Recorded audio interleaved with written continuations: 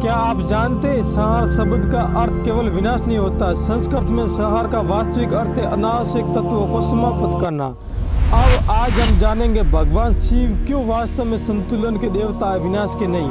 संस्कृत शब्द संहार दो शब्दों से मिलकर बना है, सम प्लस हार, जिसका अर्थ है सही रूप में वापस लाने वाला। यानी शिव का कार्य सृष्टि को नष्ट करना नहीं, बल्कि उसे असंतुलन से संतुलन की ओर लाना।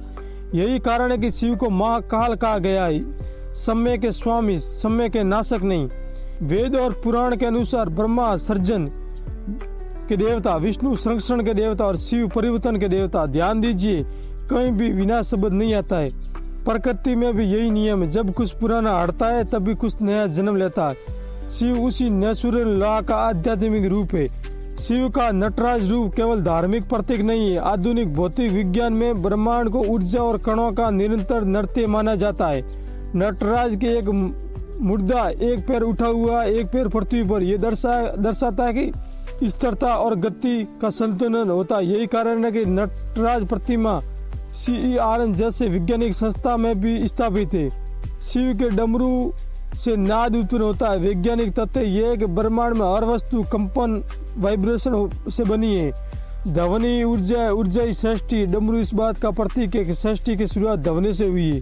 शिव का त्रिनेत्र कोई जादुई आंख नहीं है, ये प्रतीक है उस चेतना का। दो आंखें, भूत और वर्तमान, तीसरी आंख विवेक और सत्य का प्रतीक है। जब अज्ञान श्रम पर पहुंचता है तब तीन नेत्र खुलता और असत्य समाप्त हो जाता है। शिव एक तपस्वी भी और एक गृहस्थी भी। यही दर्शाता है कि जीवन में त्याग जरूरी है, लेकिन जिम्मेदारियों से भी नहीं भागना। यही कारण है कि शिव को आदि योगी कहा गया। पहले योगी संतुलन जीवन के मार्गदर्शक है, वो पहले योगी है। तथ्य स्पष्ट है, शिव विनाश नहीं करते, शिव सुधार करते। शिव मृत्यु नहीं है, शिव परिवर्तन है। शिव डर नहीं है, शिव चेतना। इसलिए अगली बार जब कोई शिव को संहारक कहे तो याद रखिए, भगवान शिव बराबर संतुलन का विज्ञान है। ओम नमः शिवाय।